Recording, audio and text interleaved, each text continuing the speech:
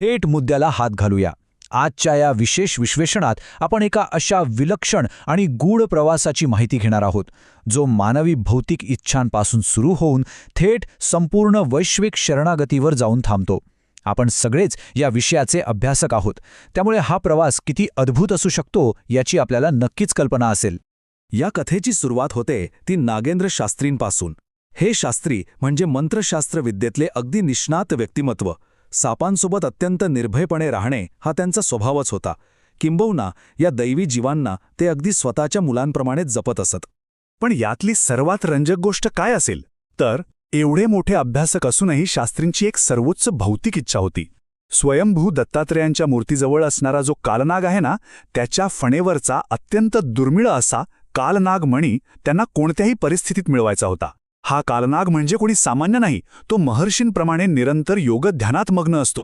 आता साहजिकच आपल्याला प्रश्न पडेल की हा मणी इतका हवाहवासा का होता. याचं मुख्य कारण म्हणजे त्याची विलक्षण शक्ती. मंगळ ग्रहापासून ज्या काही अशुभ स्पंदनांची निर्मिती होते, त्यांचं निवारण करून त्यांना एका शुद्ध आणि मंगलमय ऊर्जेत बदलण्याचं सामर्थ्य या मण्यात दडवलेलं होतं. हे जर आपल्या रोजच्या व्यवहाराच्या भाषेत सांगायचं झालं तर कल्पना करा, डोक्यावर असलेला कर्जाचा डोंगर, घरातील लोकांचा टोकाचा विरोध, विवाह ठरण्यात येणारे विलंब आणि सर्व क्षमता असूनही पदरी पडणारं नैराश्य. या सगळ्या वेदना किती तीव्र असतात. या मण्याच्या मदतीने अशा सर्व व्यावहारिक दुःखांवर आणि अडथळ्यांवर कायमची मात करता येऊ शकते, असा शास्त्रींचा ठाम विश्वास होता. थोडक्यात सांगायचं तर तो मणी मिळणं म्हणजे जीवनातील सर्वस्व मिळण्यासारखं होतं. भौतिक आणि ज्योतिषशास्त्रीय उपायांसाठी शास्त्रींची असलेली हीच ती अत्यंत तीव्र ओढ. आणि इथूनच खऱ्या अर्थाने मानवाच्या भौतिक इच्छा आणि अचानक होणारा दैवी हस्तक्षेप यांच्यातील एका नाटमय संघर्षाची उत्तम पार्श्वभूमी तयार होते. आता ही कथा पुढे कशी उलगडते ते पाहूया. प्रसंग आहे नरसिंह वर्मा यांच्या घरातला.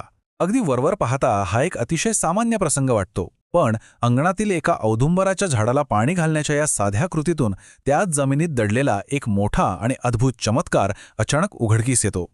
होतं काय तर वर्मांना त्या जमिनीत चक्क श्रीपादांच्या भव्य पादुका सापडतात. या काही सामान्य पादुका नव्हत्या, तर सामुद्रिक शुभ लक्षणांनी युक्त अशी ही देवाची प्रत्यक्ष पावलं होती.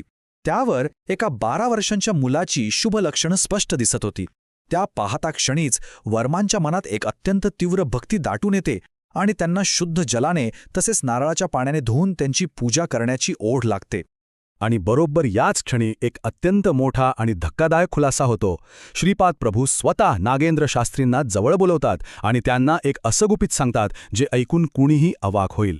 ते सांगतात की ज्या कालनागाची आपण चर्चा करत होतो, तो कालनाग ज्या दिव्य पादपद्मांची आराधना करून ज्या स्वामींची पूजा करतो, ते महास्वामी दुसरं तिसरे कुणी नसून स्वतः श्रीपाद प्रभूच आहेत. आणि हाच तो क्षण आहे जो सगळा दृष्टिकोन बदलून टाकतो. शास्त्रींचा तो जादुई मणी शोधण्याचा भौतिक प्रवास थांबवत श्रीपाद प्रभू त्यांना याच पादुकांची एका पीठावर स्थापना करून त्यांची नित्यपूजा अर्चना करण्याचा थेट आदेश देतात. ते असाही आशीर्वाद देतात की या पादुकांचं तीर्थप्राशन करताच आधिव्याधींनी पीडित असलेल्या असंख्य लोकांची दुःख त्वरित नष्ट होतील. म्हणजेच तो मणी नव्हे तर हाच खऱ्या अर्थानं सर्वात मोठा उपाय आहे. यानंतर आपण एका अत्यंत सखोल अशा तत्वज्ञानाकडे वळतो. इथे श्रीपाद प्रभू काळ म्हणजेच समय या संकल्पनेचा खरा अर्थ समजावून सांगतात. काळ हा अत्यंत कठोर असतो. तो कुणासाठीही थांबत नाही. किंबहुना संपूर्ण ब्रह्मांडाचा जन्म, त्याचा विकास आणि अंतिम लय या सर्व गोष्टींवर याच काळाचं नियंत्रण असतं. मग साहजिकच प्रश्न उभा राहतो की जेव्हा काळ सर्वच गोष्टींचा नाश करतो, तेव्हा नक्की उरतं तरी काय? इथे सर्वात महत्त्वाचा मुद्दा लक्षात घेण्यासारखा आहे. आपला देह, आपलं मन आणि ग्रहांचे आपल्यावर होणारे प्रभाव हे सगळं अगदी तात्पुरतं आहे.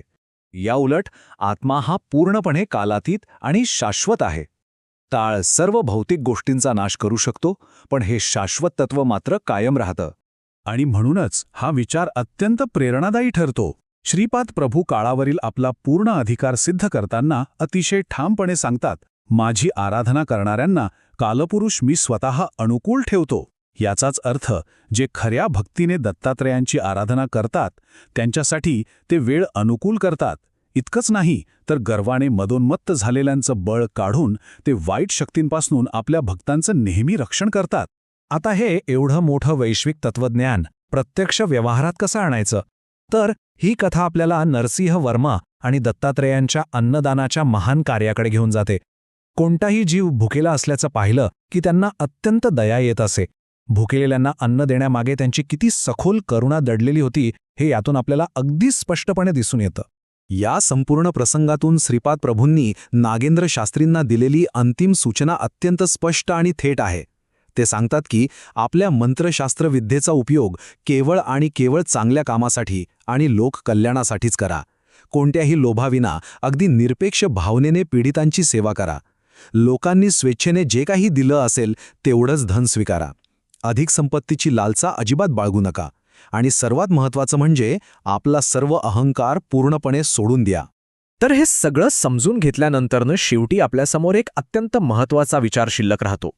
आपण आपलं संपूर्ण जीवन केवळ ग्रहांच्या दोषांवर मात करण्यासाठी असे भौतिक उपाय आणि मणी शोधण्यातच घालवणार आहोत की या सगळ्याच्या पलीकडे जाऊन प्रत्यक्ष काळाच्या स्वामीलाच आपला अहंकार समर्पित करायला आपण तयार आहोत. या एका अत्यंत सुंदर आणि सखोल प्रश्नासोबतच आपण आजचं हे विश्लेषण इथेच थांबूया. श्रीपाद राजम शरणम प्रपद्ये